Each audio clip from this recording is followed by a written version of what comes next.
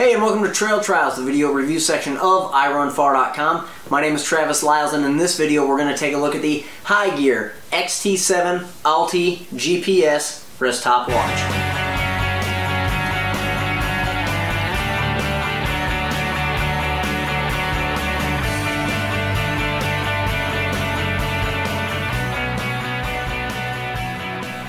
When we open the box of our Highgear XT7 ALTI-GPS, we're going to be greeted by three main items along with some manuals. Those three items are heart rate monitor, a sync cable, and a watch.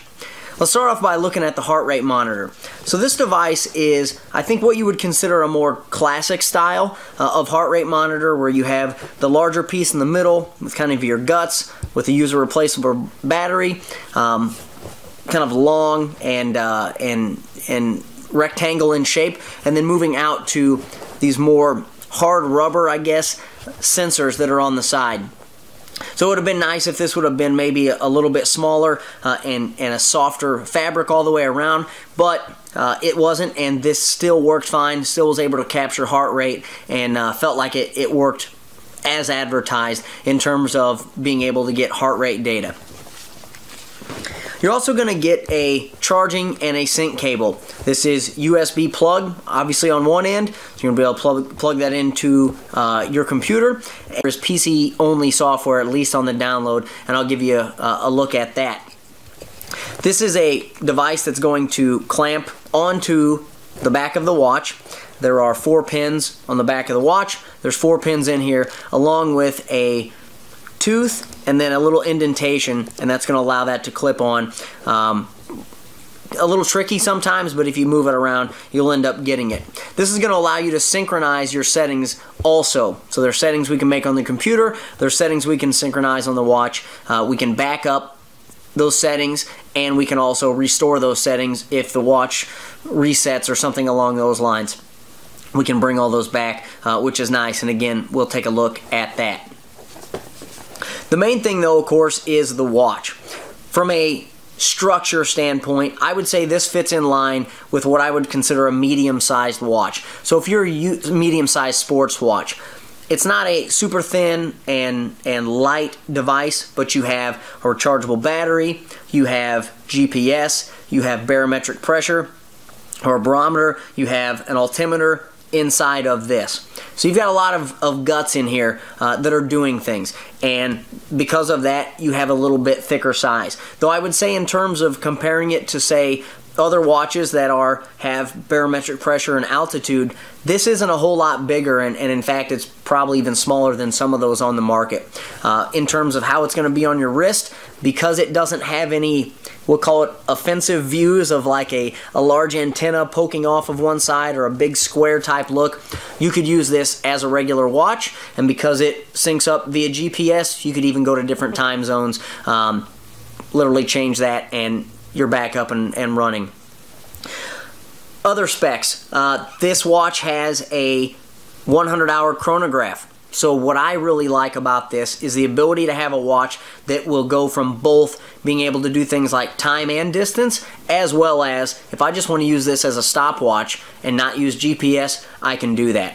And that's done very simply through either using or not using the GPS button over here at the 9 o'clock position. But let's work our way around the face here. At the top we have the start and our lap button. So when we're inside of Chronograph, or when we're inside of run data, we're going to use a running routine. We're going to use this to start and to lap.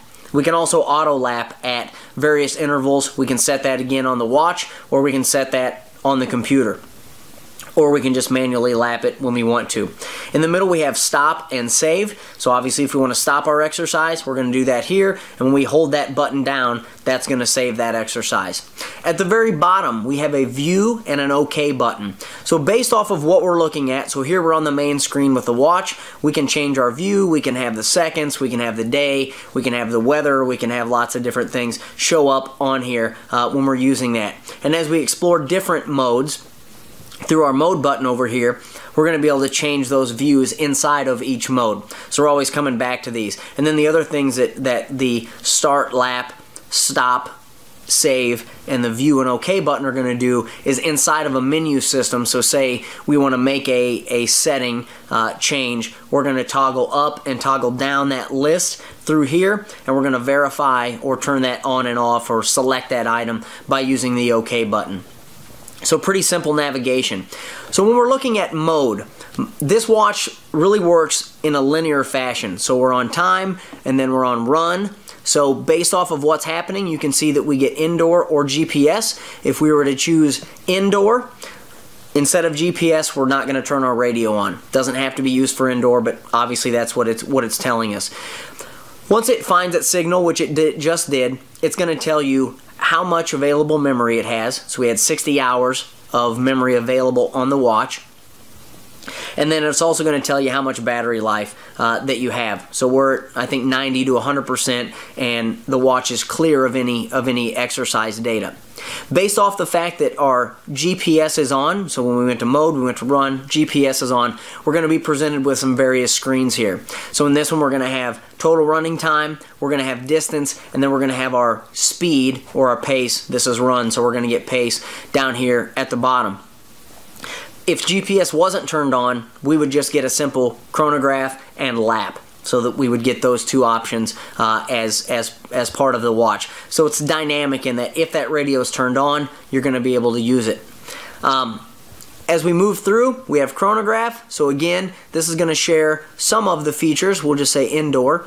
You can see we're at 80% battery life here, 60 hours, and then we have lap, distance, and exercise time. Distance isn't going to work because we didn't do GPS, so that's why there's no numbers there, and it's just dashes. So this is just going to be these two, and of course we can change that around as we see fit.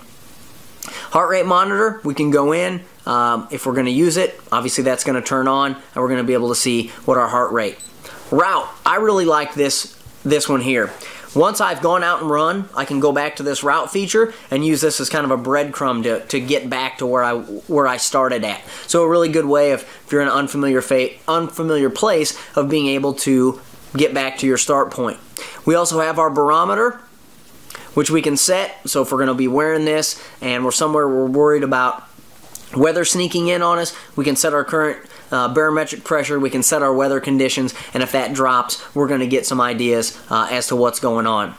Altimeter. So this is great for climb. If I'm out, I want to see how much climb I'm getting. I've got GPS, speed and distance, as well as how much climb, so I can also measure vertical speed. Now the one thing I'll note about this is this does not set automatically. If I want to get my altimeter, my reference point for how far above sea level I am, I have to do that manually, and I have to do that every time. And in fact, in most cases, this does give you more accuracy to be able to go in, set that barometric pressure, set that altitude, and hopefully get more realistic or better readings from that. At the bottom we have run data, so you saw that it showed we had 60 hours. This would be populated with our runs. We could go through, we can see pace, we can see time, but we'll sync those to the computer, obviously, and we'll look at what that's going to look like. We can put waypoints in here if we want. We need to get back to somewhere, we'd like to find something, we want to record a certain spot for a reason, we'll do that here. And then of course alarm and our basic watch features of set. So that's working our way through the watch. And now what we'll do is, now that we know what the features are, we'll take a look at what the software provides us on the computer side of things and take a look at what we can do with those data points. So we're going to plug the watch in and start our Highgear XT7 ALTI-GPS software. We'll download the data. I've already done that, obviously, to speed things up here. And then once that's done, we're going to be able to go into our summary points. So when we look at this is going to give us the different exercises that we've done. It's going to show it in a chart. But as you can see, it's very utilitarian in how it's going to work. So we have our up top here. We can look at the last run that I did on 9/23. We can look at how far I went, 7.1 miles. That was an average of a 7:30 pace. If I'd have had the heart rate monitor on during that time, that would have given me that information. As we move through over to the right, this is going to give us our track points. And as you notice here, it's going to take a track point about every 5 seconds. So depending on how quick and accurate of a reading you need, you may want something like that to be faster. This isn't something that can be changed to be every 1 second. However, I will say in my tests, I found that based off of routes that I knew the actual distance of, this thing was generally spot on. So this is your summary data. You have a lap data that you can go into, which is going to be a little more specific to if you turned on the lap. So we can see here from the run on 9:23, lap time of 8:31, 8:10, 7:42, down to a 6:44. So I get those individually because I have the auto lap turned on at every mile. We can go to our weekly data, and this is going to give us how much distance that we've obviously worn the watch. There's no way to go in and add manual, so this is all coming directly off the watch. So this is only that. I don't have any other way to track through here. Month data. And then we can do a map too, and this is going to go out and initiate Google Maps and show me where it was that I went, and it actually does a decent job, I think, of showing what your route was. It's going to give you some point in time, tell you how fast you were going, what time in the morning it was, and those kind of things, which is nice to see along a route. Obviously this was a road run here, as you can see, through a town, but I get that information and I can change those types of views, and you can even print it out if you want to. Waypoints, none saved, but we can do that. Settings I talked about, I can go through and change these and synchronize and save that to the watch and go back and forth. That can also be done on the watch, or I can do it here. I can delete my workouts, I can delete all my workouts, and these are two features that I thought was kind of nice. Every now and then you get a device that doesn't work so great, or something happens and it hiccups, and you've got to go back and retrieve all your settings and set them back in. This allows you to back them up and recover that back to the watch, which is nice to be able to do. Here's an interesting tab, and I call it interesting because it doesn't act how you would think it would act. So when you click Map My Run, basically what happens is it says we're going to name a file. So we're going to pull a file off, and we're going to save that as either a TSX or a GPX file, and then you're going to be able to upload that to Map My Run. So even though it says Map My Run, any of the training sites that will accept TCX or GPX files, you can use this with. For some reason they just decided to use Map My Run. Could be a partnership, something along those lines. But just know that that's something you can do.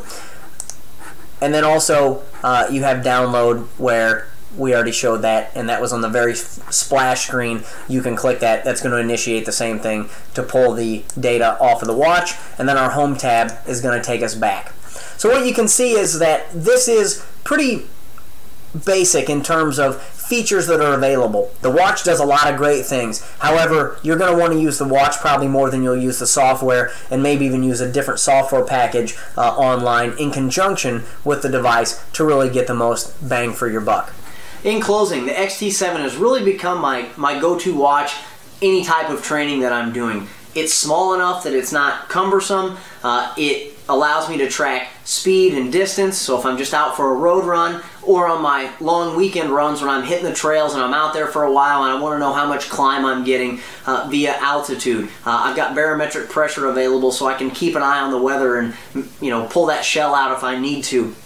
And I really found all those things to be what makes this watch good. The downside is you only have an 8-hour battery compared to other watches on the market that provide the same features. But again, it's a trade-off. This is $250 for retail and as low as $200 online, where some of those other devices providing these same features are upwards of $500. So the XT7 ALTI-GPS from Highgear, definitely worth checking out. Any questions or comments, leave those below this post. Thanks for watching, and we'll catch you next time.